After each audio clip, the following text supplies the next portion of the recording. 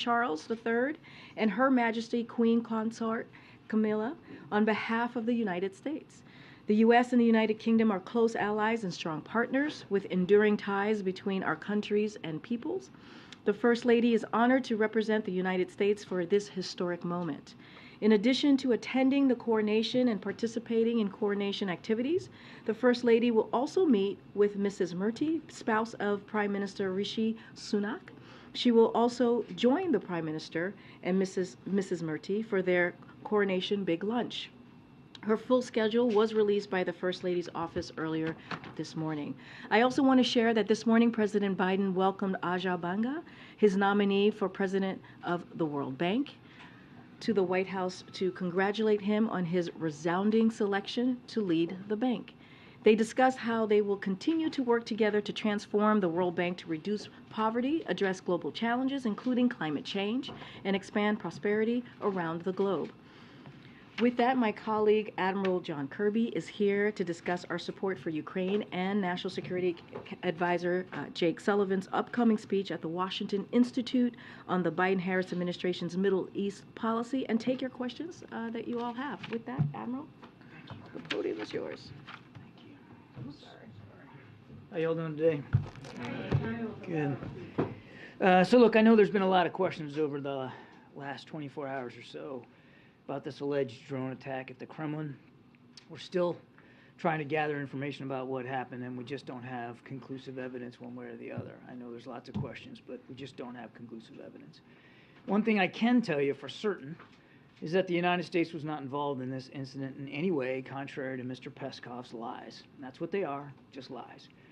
Over the past few days, we've also seen Russia continue to launch dozens of missiles and armed drones into Ukraine, striking civilian homes and killing innocent Ukrainians, including shoppers at a supermarket. Russia is continuing to wage a brutal war against the Ukrainian people, and we're committed to continuing to support Ukraine as they defend their country from that aggression, including, as you just saw this week, with yet another package of security assistance, drawdown authority for the president. On Sudan, today the president issued a new executive order to respond to the violence that began in Sudan on the 15th of last month. This new executive order authorizes targeted sanctions that promote accountability for individuals that are responsible for threatening the peace, security, and stability of Sudan, undermining Sudan's democratic transition, and using violence against civilians or committing serious human rights abuses, among other things. The United States stands with the people of Sudan, and we are acting to support their commitment to peace and security. Ooh, sorry about that. As the president's statement noted, the people of Sudan suffered 30 years under an authoritarian regime, but they never gave up their commitment to democracy or their hope for a better future. Their dedication brought down a dictator, only then to endure a military takeover in October of 21, and now more violence among military factions that are fighting for control. The people of Sudan deserve better. And if these two military factions, the leaders of them, really desire for peace and security, if they really have the Sudanese people at their heart, then they should stop fighting. They should put the arms down, abide by the ceasefires they've committed to, and start to get back to the table so we can see a transition to civilian authority. Now, I suspect that the EO will prompt questions about sanctions and what might be coming next. Let me just get ahead of there and tell you we don't preview sanctions. I don't have any specific sanctions to speak to today. This EO will authorize now the Department of Treasury and others to take a look and see if anything like that's appropriate.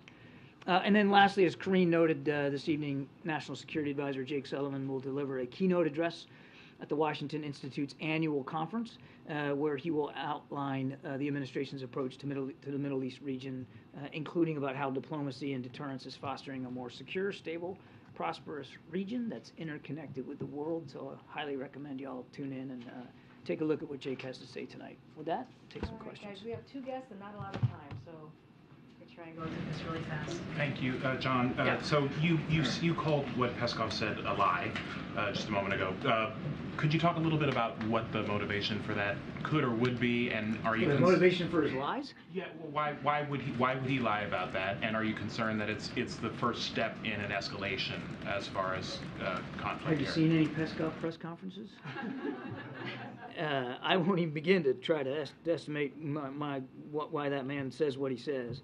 or what was behind that. Although I will say, from the very beginning, the Russians have been trying to paint this war as some sort of fight with the West against Russia, NATO against Russia, the United States against Russia. So it perfectly fits in his frame, the framing that President Putin has tried to label this war as, like it was some sort of existential threat to Mother Russia, and of course it's not. Russia's the aggressor here. They had diplomatic options on the table before they decided to roll across the border into Ukraine, and they ignored all those options to try to find some sort of diplomatic solution and some sort of peaceful way out of this. They decided war. They're continuing to fight that war. And how quickly should we expect that investigation to be resolved on What investigation? The alleged drone incident? We're not investigating it. I want to be clear. I said we're still looking at this. We haven't come to any conclusions one way or the other. We're going to try to learn more, but let's not label it a report or an investigation or anything like that. We're doing the best we can to try to find out what happened. But look, and that's why I pivoted in my opening statement.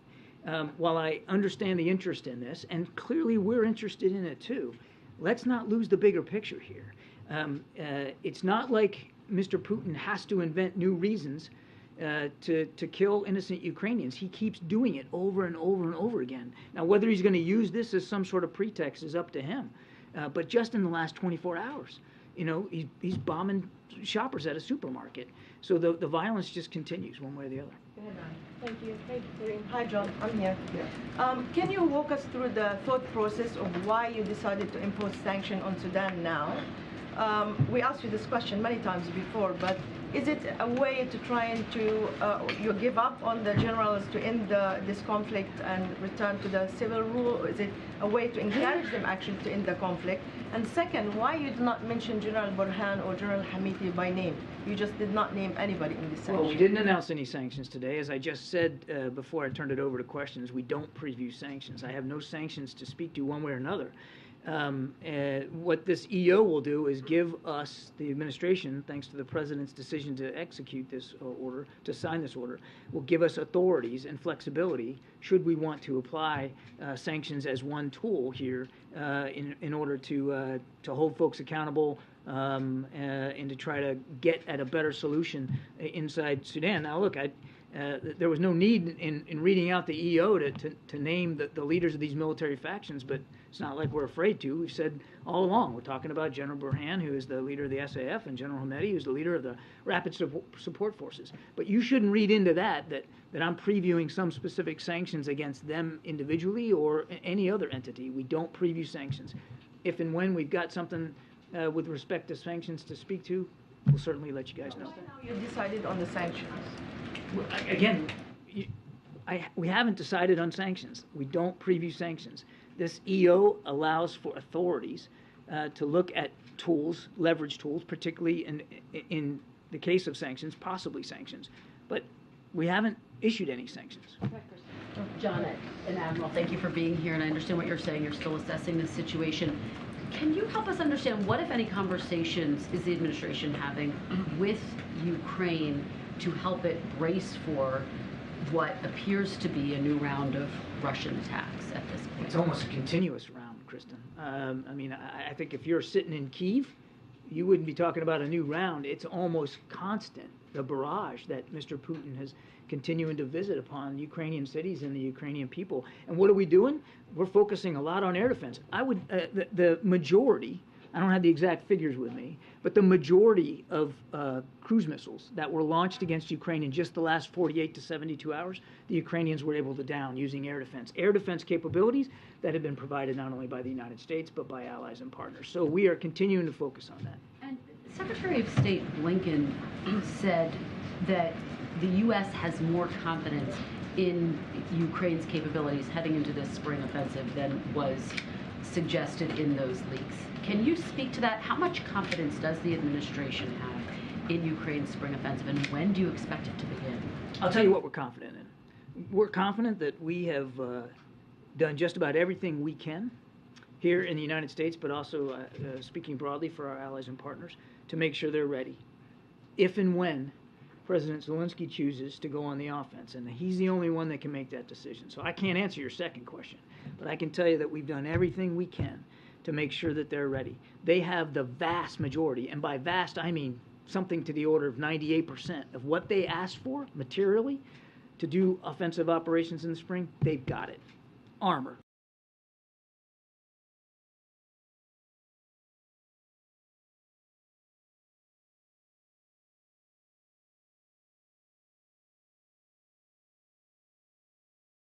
Use that stuff in the field for what we call combined arms maneuver, which is what they believe they're going to need. Operating in open terrain, integrating mechanized infantry and artillery and air defense all in the field. So we've done everything we can. That doesn't mean that we're going to stop. Doesn't mean like we're just done. You're going to see continued support from the United States going forward. But as for the actual execution of any kind of spring counteroffensive, that's got to be up to President Zelensky. Hey, John. In terms of the potential drone attack on the Kremlin, can you just tell us what your baseline of facts is? I mean, have you been able to authenticate any of these videos? No. Are you able to confirm that there was a drone attack that No. indeed took place?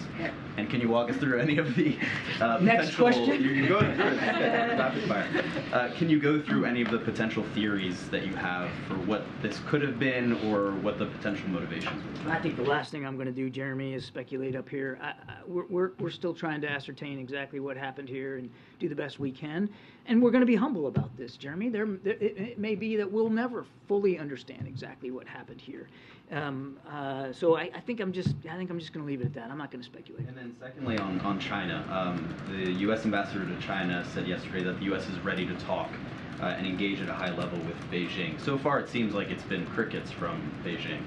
Have you gotten any signal that China is gearing up to be open to that kind of high-level dialogue again? And are you putting back on the table rescheduling Secretary Blinken's trip to China, which was canceled earlier this year? We never took it off the table. It was postponed. It was never canceled. And I think Secretary Blinken spoke to this yesterday, that they're still communicating with the PRC about trying to get this back on the schedule. We certainly like to get them over to Beijing to open up some more of those lines of communication that the Chinese shut down after Speaker Pelosi visited Taiwan. I would tell you that that's a good segue to my next point, which is the lines of communication with the PRC remain open.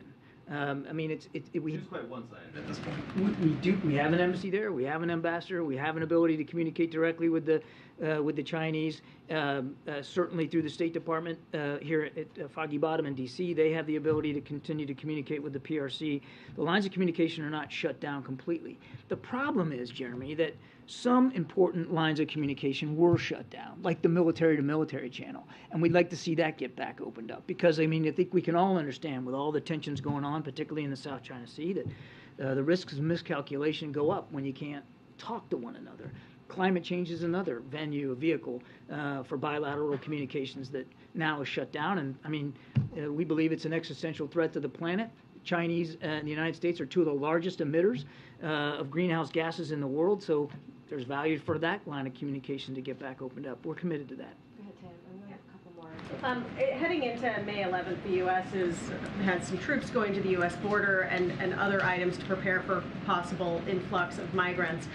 What is the U.S. asking Mexico to do to prepare? Are you expecting them to match that force or anything like that? No, I would walk you away from thinking that this additional force deployment there's some sort of reciprocal action that we're looking for from Mexico.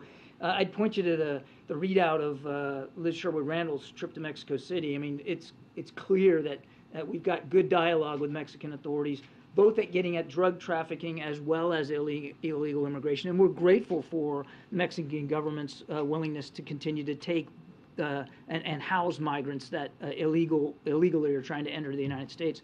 So there's been a terrific dialogue there. I'd point you to that. But don't think about this extra 1,500 troops as some sort of thing we're looking for reciprocal behavior. Again, and Karine did a good job with this yesterday, but just to reiterate, these troops are not going to participate in law enforcement activities. They're simply going to flesh out what is already an existing mission by DoD on the border with administrative tasks, helping with logistics and sustainment and that kind of thing. Japan holds $1.2 trillion, the largest U.S. debt, and a growing number of countries seem to be moving away from the use of the dollar. Is there an understanding of this, of a concern for that, as the world reserve currency is really a big part of why the U.S. is able to exert its leadership? Is there understanding of the fact that countries are beginning to turn away from the use of the dollar, and some way to resolve that? Well, I'd have to let Japan speak to their economic policy. The number of countries that are beginning to denominate in dollars away from the U.S. dollar. I'm going to have to take your question, sir. I don't have a good answer for you today. On Sudan, one more. On Sudan, should we read the executive order then as sort of a warning to both sides about this ongoing conflict, and does it signal a shift in the U.S. assessment for the prospects of a lasting ceasefire? I think it would be terrific if there was no need to execute sanctions one way or another. No, I wouldn't read it as a warning. It's the president setting up the proper authorities in case we want to use those kinds of tools. What we want to happen, and we've said this clearly and repeatedly, is that for them to put down their arms, stop fighting, get back to the table to work on a transition to civilian authority, which is what the Sudanese people want. And just as critically, and I did not mention this, and I was remiss in not doing it, is to allow humanitarian assistance to get in. Food, water, medicine, all are in short supply, in Khartoum in particular, and somewhere more than half, I think it is, of the hospitals in Khartoum are now shut down. None of that's good for the people of Khartoum or Sudan, so that's what we want. But has the analysis shifted at all on sort of the prospects for that ceasefire to hold? We're still working at that. I mean, it has been extended, as you know, a couple of times. There has been sporadic fighting in spite of that. That said, they have led, in general, and I'm speaking generally, to a reduction in the violence, which is good, but it's not good enough because the humanitarian assistance is still not getting in because it's still too tenuous and too dangerous. Okay, time for 3 more. Go ahead, Francesca. Thanks. I'm going as fast as I can. Do you expect to ever be in a position to be able to confirm whether this drone attack took place or not? Okay. As far as President Zelensky and President Biden go, are you expecting any sort of a conversation between them in the near term? A conversation between President Biden and President Zelensky? They talk regularly and frequently. I couldn't tell you when the next conversation is going to be, but these are two leaders that have a frequent, regular communication with. And with respect to the South China Sea, the president is heading to Australia later this month. Could you talk a little bit about what you view to be the benefits of the nuclear-powered submarines and how that would affect military readiness? What this is about helping provide Australia with a nuclear-propelled submarine capability, which will obviously, and you saw the rollout there when we went to San Diego. It's going to take a few years to get them there because the engineering work that has to go into operating safely, which is essentially a miniaturized nuclear reactor on an undersea craft, is pretty complicated. It takes a lot of hard work, and we're looking forward to working with the Australians and the British to get them this capability. What nuclear power does for you in the undersea environment, it gives you staying power. It gives you range, and it gives you duration, so that you can stay underwater, stay hidden, and stay lethal for longer periods of time without having to come up, literally to come up for air. So it's a terrific capability. We're absolutely confident that the Australians are going to be able to master this, and we're already hard at work on getting them there.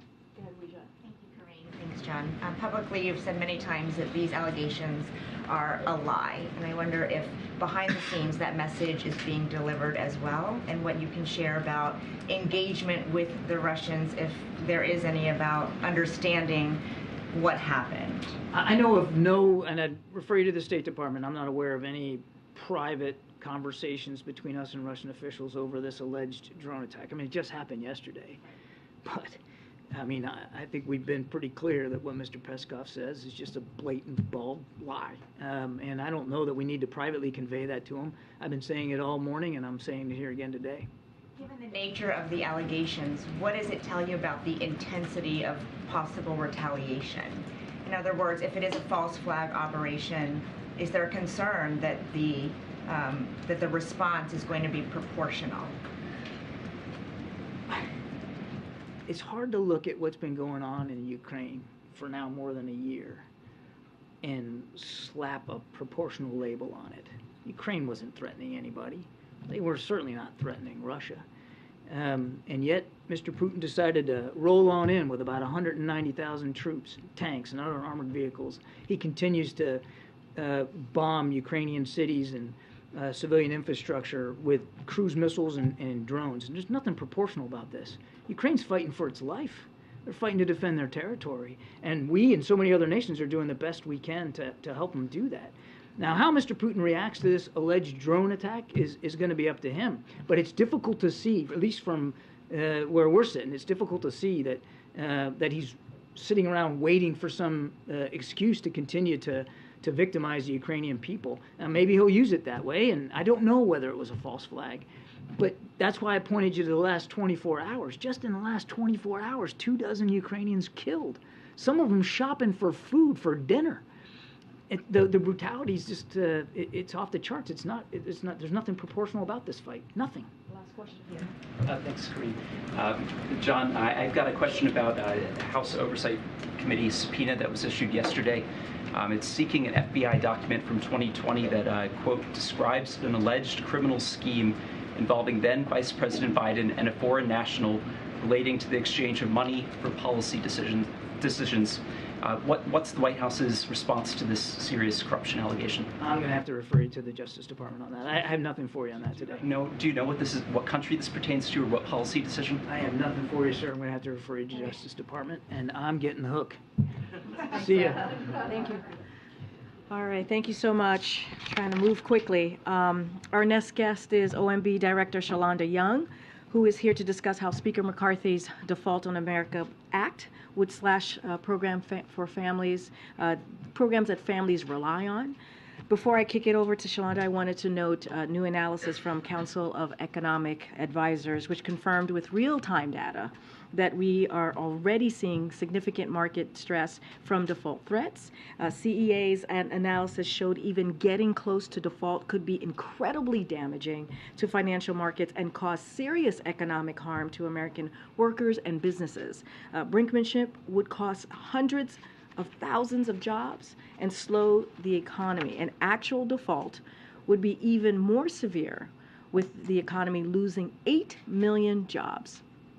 If the default were to last 3 months, 8 million jobs for 3 months, if it were to last for 3 months.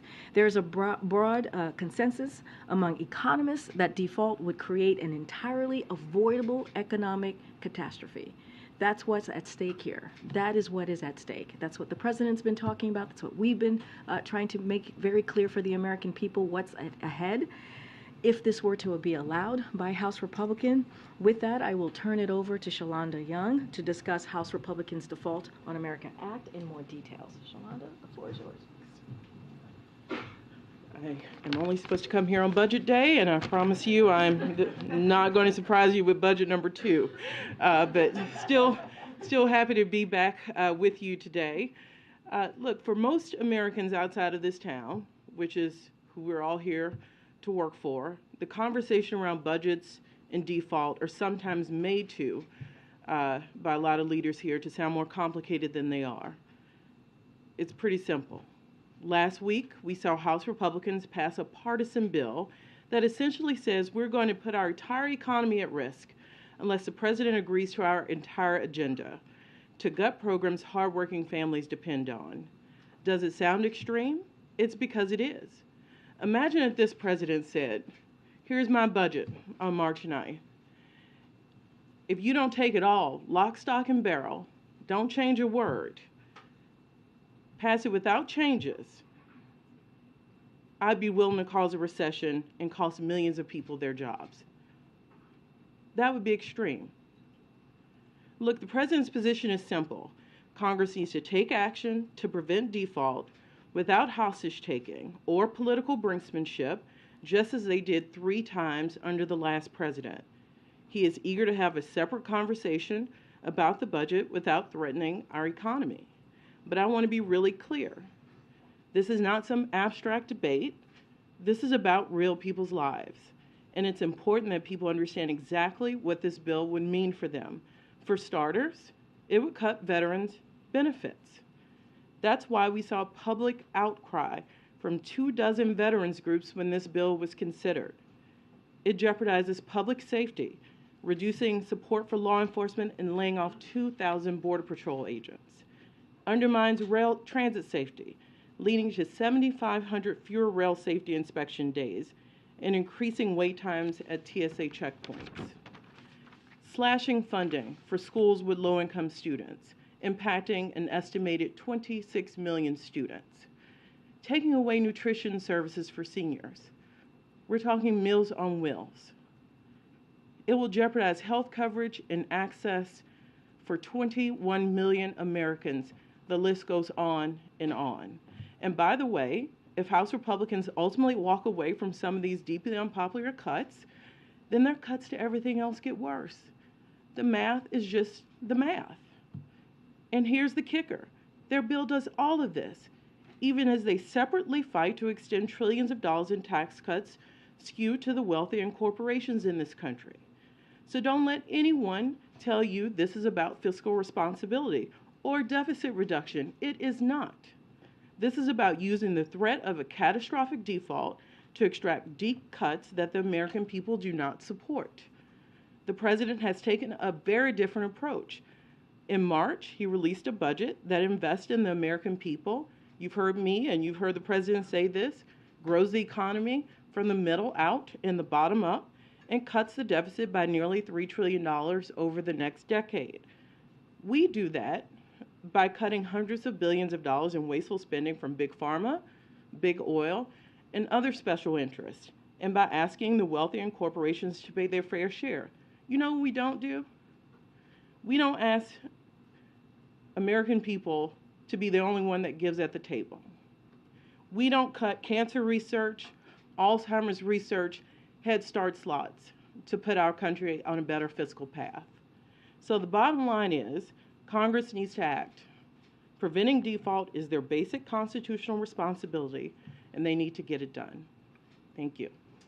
Okay, the math is the math. Go ahead. You've laid out the stakes pretty clearly here, but so far no one seems to be budging. So I wonder, especially given the clock really ticking at this point, we are just a few weeks away, at what point do you start planning for default to actually happen? Have those plans already started? Are you talking with companies? Look, we believe, and this might be Shalonda the optimist, and I've worked with a lot of those members of Congress in my nearly 15 years on the Hill. They all know the devastating results default. Many of them were around in 2011 when our full faith and credit was reduced. And so I have hope that we will find a path to avoid default. But it's our job to keep coming to you, go to the American people, and make sure people understand what this debate is about. It's not complicated. So this is what we're doing to make sure we keep that drumbeat up. And I do believe the majority of the members of Congress know that that is the wrong path to go down. Look, we saw the partisan process play out. Now we need to pivot to a bipartisan process. That's the only thing that's going to make it to the president's desk and avoid default. You mentioned the U.S. credit rating, which was downgraded the last time we got this close to default in 2011.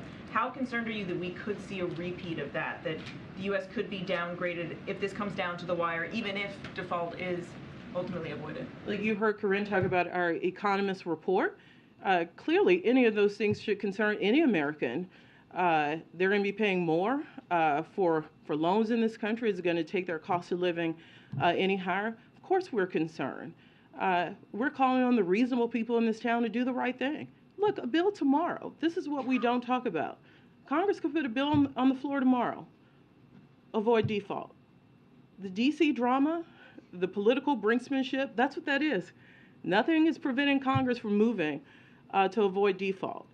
And they need to do that, whether it's tomorrow or next week. Shalonda, is a short-term increase to the debt ceiling on the table? Is that something you could line up with the September 30th appropriation schedule? Look, congressional leaders are going to have to figure out a way to do this. Of course, I'm sure there'll be conversations about the length. You saw the length in the congressional Republicans' bill that would take us into this situation again this time next year. So I'm sure one of the things on the table we will have to work through is how long. I'm not going to take anything off the table. The important thing to do is to make sure we do this and leave the drama behind, regardless of what length we end up in. And if Congress does not act in time, what's your comfort level with issuing premium bonds, prioritizing payments, some of those strategies we've heard talked about? I'd like to remind people prioritization in many bills moving through Congress ideas default by another name. Paying some bills, not all bills, default. We are Americans, we pay our bills. So it sounds like from your answer to Kevin's question, you're not taking a short-term stopgap off the table. If Congress were to send the president a bill that would waive the debt ceiling, let's say through the end of September, he would sign it? I mean, right now, remember where our debate is. We're in the take it or leave it phase from congressional Republicans. At least that part of the conversation about length, I would love to be in that part of the conversation because we're at least in the positive. Default's off the table. So I'm happy when we get to that part of the conversation. We're not there yet. And the idea is to put brinksmanship to bed and get to talking on making sure we avoid default. And once we're talking about time frame, that means we're at least on the right side of this debate. Let me ask a follow-up on the second separate part of the spending question. The president, we've heard him say it a couple of times now. He said it on April 19th when he went to Accokeek, Maryland. He said that the House Speaker talks about limiting spending. All for that, man, let's limit spending. That's the president's quote. What does he mean when he says that? Is he serious about limiting spending, or is he mocking the House Speaker? Is he suggesting that there might be some cuts he would be amenable to? What does he mean when he says that? So I don't know the context of how the president answers that. What I will say is I've talked to the president a lot about spending priorities. This president's made clear, you heard in my topper, there is spending we like not to talk about. Spending on big pharma, spending on big oil. Closing tax loopholes in his budget saves $30 billion. The president's happy to cut that spending. He's been clear about that. Would you rather do that, or would you rather cut Head Start? So this president has not backed away. The problem is who you value in this country. Is it special interest, or do you want to save on the back of people who can least afford it? So quickly, so you laid out how dire the situation is. Then why is the meeting with the House Speaker, Kevin McCarthy, on May 9th? Why not have it today? Well, I don't know where the speaker is and what his schedule is, so I won't speak to trying to get the leaders of the country into the same room. What I do know is the meeting is happening. As you know, the president is going to make clear that default has to come off the table, that he is happy to talk about spending priorities and who you value in this country, what our right tax policy is in this country, why every time we have this debate it has to go to working families in this country first in order to do the right thing for this country. That's what's important. That message is going to be delivered, and it's going to be delivered next week. Is there a time frame where you see the downgrade could happen? Are you looking at maybe the last week of May, this month, that there possibly could be a downgrade? Is there a date that you guys have identified where there could be a downgrade? Look, I'll remind you, the Secretary's letter, I know it gets reported that it was June 1st. That was, and as early as more confidence goes around a number, the Secretary will refine to make sure all decision makers know what the updated timeline when there's more confidence around it. So I think we need to let that work out before we go into knowing when the credit agencies might speak to the full faith and credit of the U.S. And by the way, the whole reason I'm here today, the whole reason you will hear a full administration vote is because we don't want to get there. Because even that has an impact on the American people. Why would we do that? Thank you. Will the president go to the meeting next week with Republicans with a counteroffer on appropriations at Tuesday's meeting about the debt limit, since they're trying to merge both? Is there going to be a counteroffer on spending? So you've heard my outline of what the president will deliver. Look, I have a question for you. We're skipping a few steps. This bill hasn't gone through the Senate. I've done appropriations a long time. Something tells me those top lines in that bill, there are many Republicans who could not vote for bills that actually told the American people by line item what it means. We've talked a lot about veterans. If people get nervous about those veterans cuts and they decide not to do that, what's next? Cancer research? You zero out the highway money and the transportation bill. Go look, we've done this before. Republicans have done this before. 2013, 2014, put a transportation bill on the floor, never left the floor. Because those cuts hurt communities, whether you're represented by a Democrat or Republican. So we've seen a partisan process that's vague on purpose. Wait till you see the details. Let's see when the appropriations process falls down. I think they need to work out some of their own issues to see if those top lines really sail with congressional Republicans writ large when we see spending bills come through. And then they need to tell us what they can pass and get to the president's desk. On appropriations, can I ask one more thing? On appropriations, I know that you sat at the beginning of the year with the 4 cardinals on appropriations and talked about how important it is to get back on a regular order to be done by September. How does that play in here with the debt ceiling negotiations or conversations, and are you still committed to that regular order? We should be. Everyone in this town will tell you regular order is a good thing. It makes it hard. Sorry. It makes it hard when appropriations spending is being brought in to a default conversation. Those things should be handled separately. That's my entire point. So not only is it catastrophic from a default perspective, it sets us on a road to be ineffective in the appropriations process. So this is a cascading problem, and we need to look at it that way with a holistic approach. How do you do the spending process when it's being brought forward into this very partisan process? Last question. Thank you. Thank you for being here. You said that nothing's off the table. Does that apply to the president invoking the 14th Amendment if that is necessary, if this comes down to the wire? Oh, well, let me be very clear. Congress needs to do its job. Tomorrow, they could put a bill on the floor to make sure we don't default. This is of people's own making. I could probably write the bill for them in 5 minutes. It's pretty easy. And we need to keep reminding ourselves this is made up drama. And we believe that just as they did 3 times for the last president, hundreds of times in the history of this country, that it is Congress's duty to ensure we don't default. And yet, at this point, no one is blinking. So if we get to May 30th and there's still no deal, would the president entertain the possibility of invoking the 14th Amendment? We continue to have the position that this is Congress's duty to do. So it's not off the table?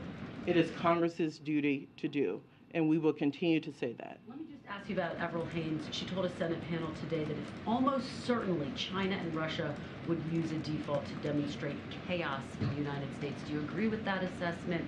And how broad would this disaster be? Would it be for the U.S. to default? I have the utmost respect for the DNI, and I couldn't agree with her more.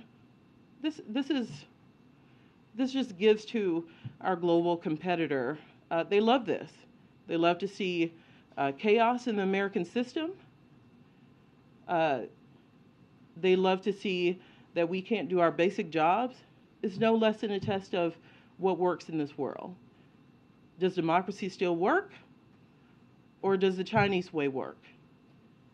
In things like this, we have to step up to the plate and do what's right for the American people, because it's no less than what the DNI has laid out. And by the way, some of these cuts, I know people want to take defense off the table. What about our research? What about manufacturing? All the progress we made in bringing manufacturing back to this country. Why would we, at this moment in time, with the progress we've seen in unemployment, manufacturing jobs, making it in America, why would we do anything in this country to not only halt, but reverse that with having a made-up fight that could be ended tomorrow? Okay, thank you, ma'am. Thank you. You all look lovely this weekend. Thank you. You did too. Thank you for your TED Talk. Sholanda's TED Talk.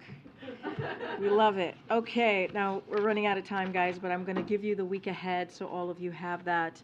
And that's before I take any more questions.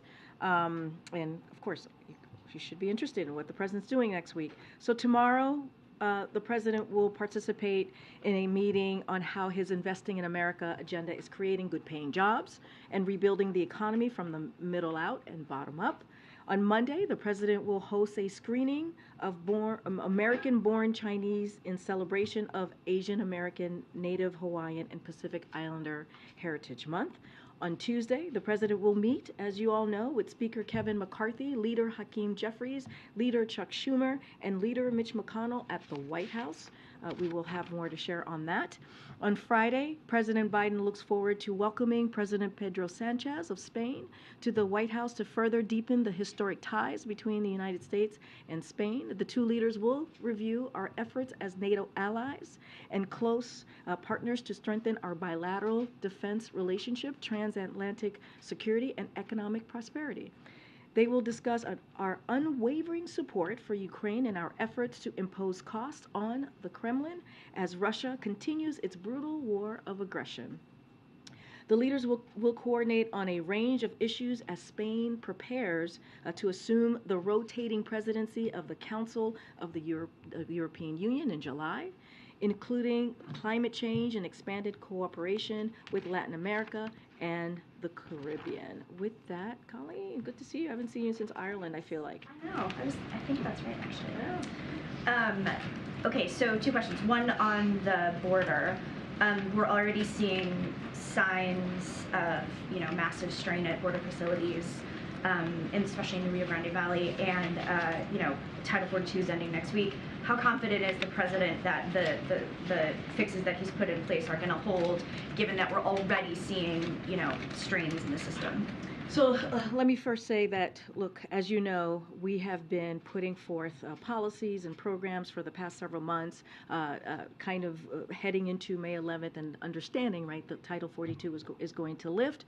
And so you've heard from the Department of Homeland Security, you've heard from the State Department. They just held a press conference last week. And so we have laid out what the tools in our toolbox that the president is able to use to deal with this issue, to deal with the challenges that we're seeing at the border.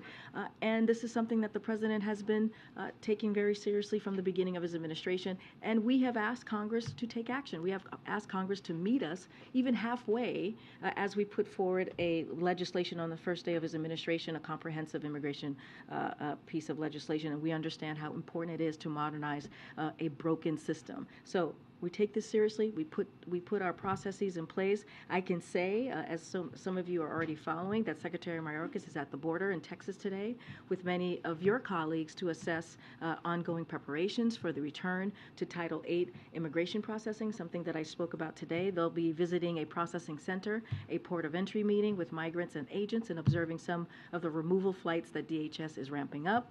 Secretary Mayorkas is going to hold a press conference tomorrow at 2 p.m., so I would recommend or suggest, friendly suggestion, to listen in on his press conference on the multi-agency comprehensive response that we're having today. And so I'll leave it there. Look, I can't say what it's going to look like after May 11th, but what I can say is that this is an administration that has taken the challenges that we see at the border very seriously since day one.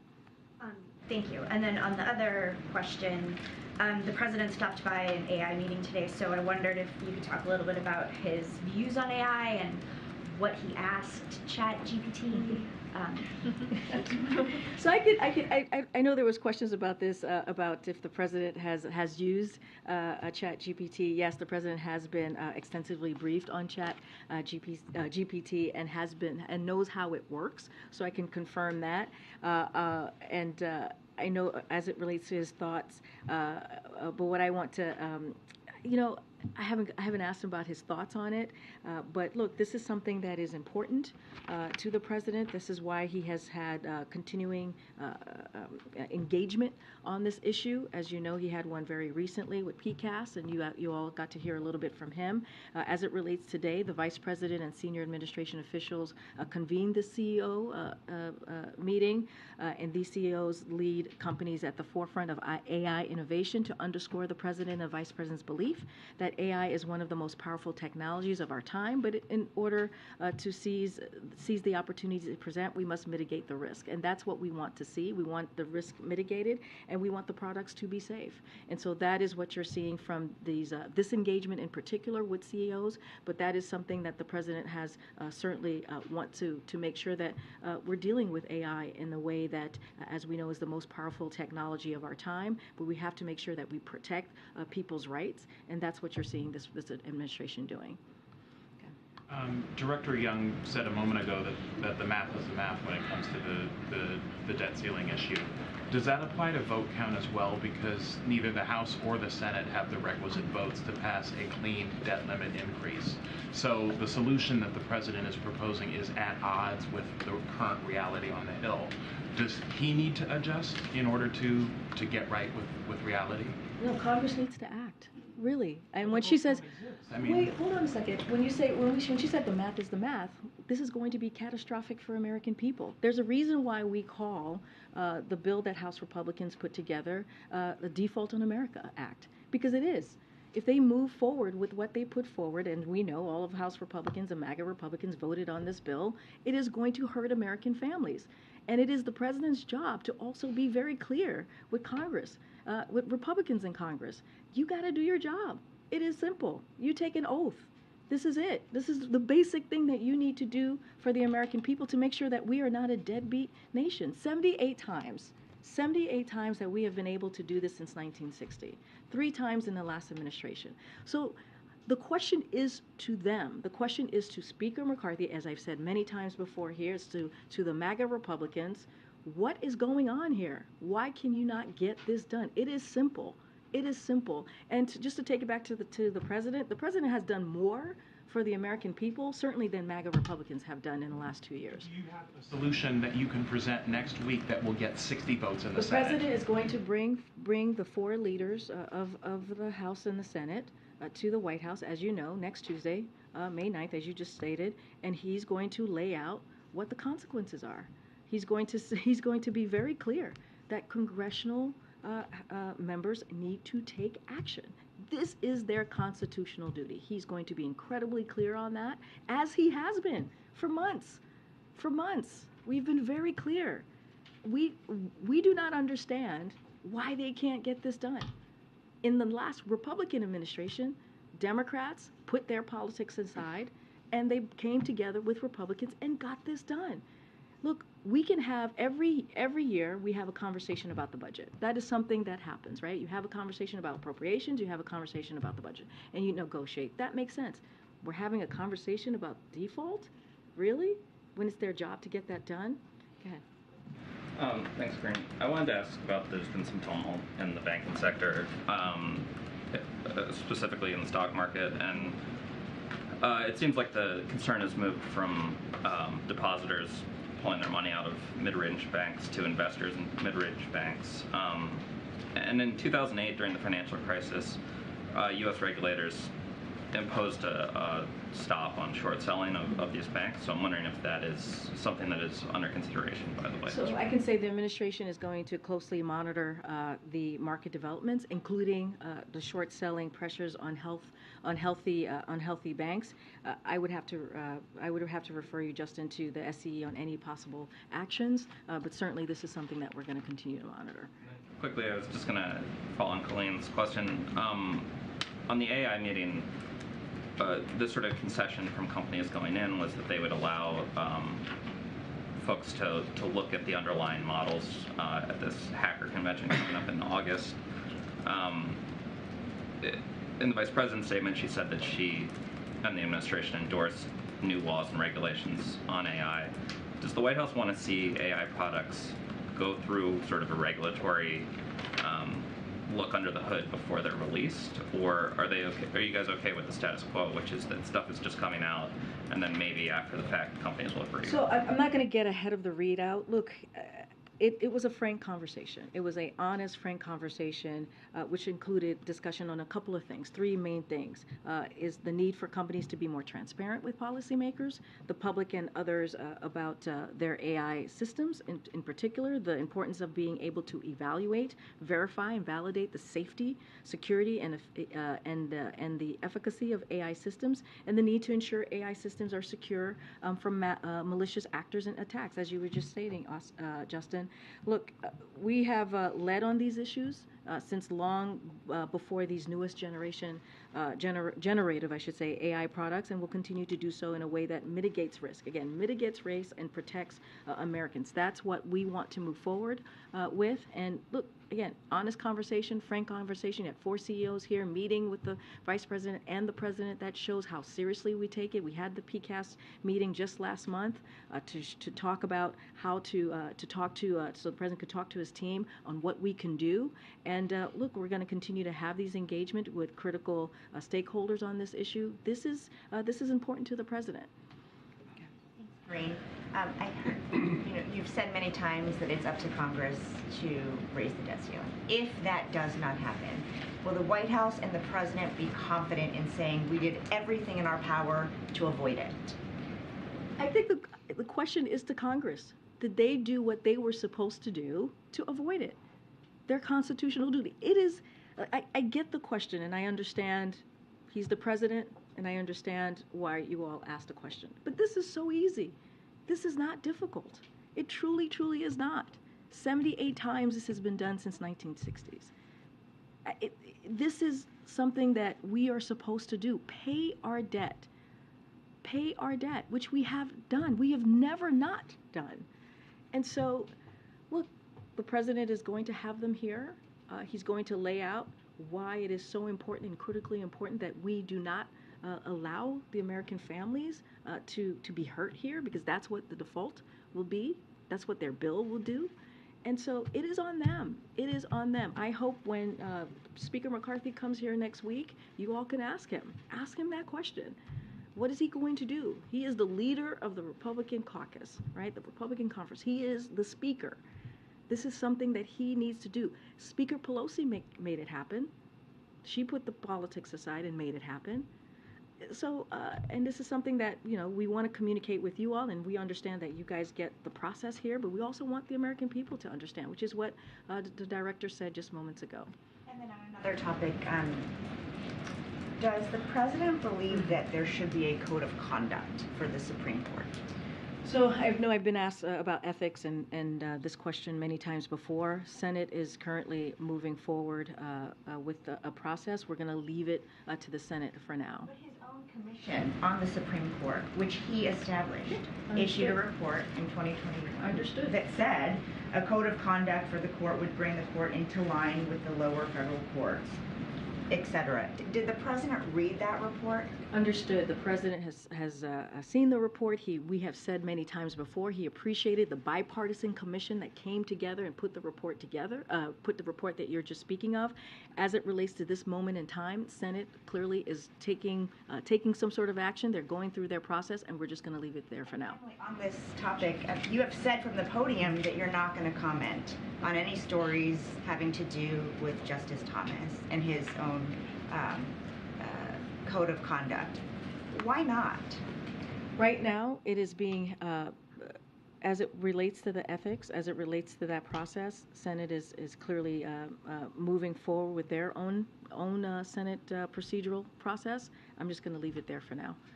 Actually, I'm going to go take Till back and I'll come back down. Who I have not called on. Go ahead, sir. I have 2 questions about President Sanchez's visit. Is the President going to do a joint press conference? And also, we've had the leaders of the Philippines, Ireland, and Brazil here without joint press conferences with the President.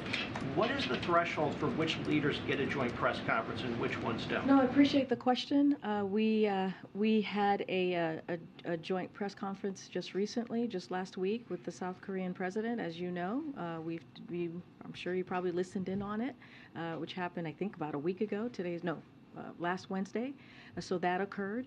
I don't have anything to share about Spain and their travels, and we'll have more details about what the agenda will look like.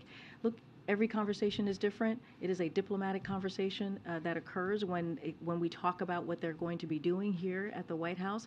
I just don't have anything more to share on that. Go ahead. Thank you. French Chief Inspector for Prison denounced in a report published yesterday indiscriminate arrest at French pension protests. She talked about systematic use of police detention as a method of repression. What is the administration take on this latest accusation against the police in France? I would refer you to the police in France to deal with this question. I would refer you to them. You keep saying that the President next week at this meeting with the congressional leaders is going to, lay out the consequences. outlined why this is so important. You also noted, though, that you guys have been laying out the stakes for weeks, and yet nothing has changed. What makes the president think that getting in this room, laying out yet again what is at stake here, is somehow going to suddenly change Republicans' calculus? Well, you know this president. He's been the president. He's been the vice president. He's been the senator. He's been on the other side of Pennsylvania Avenue dealing with these types of issues. He knows these folks, right? He knows these leaders. And the president has been able to get things done in a bipartisan way in the past. We have the record to show that.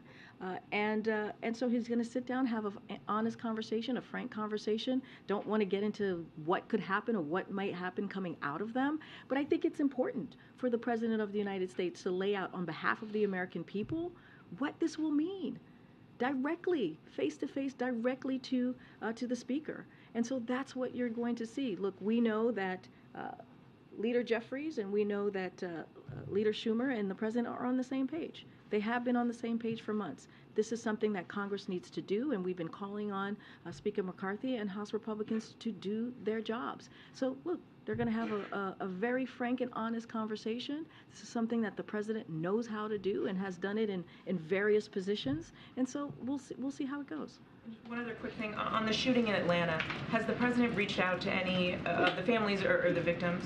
I don't have anything to preview or read out on any conversations that the president has had with any of the victims of the shooting yesterday. Clearly, it was a gut-wrenching event, and our hearts go out to the victims and the families, and another horrific gun violence that we're seeing in our communities. Okay, go ahead, Karen. Thanks, Karine. What's the White House reaction to the Proud Boys leader and 3 of his top lieutenants of the group being convicted of seditious conspiracy for their role in the January 6th So attack? clearly we have seen the verdict, but while the verdict has been reached in this case, we are also very mindful that there are other similar cases pending, and so we don't want to interfere clearly with those. So I would refer you to the Department of Justice for comment on this case as it related to other cases as well. But we're just going to be really mindful, as we know there are other pending issues here. Okay, thanks everybody. Is Jake Sullivan going to Saudi?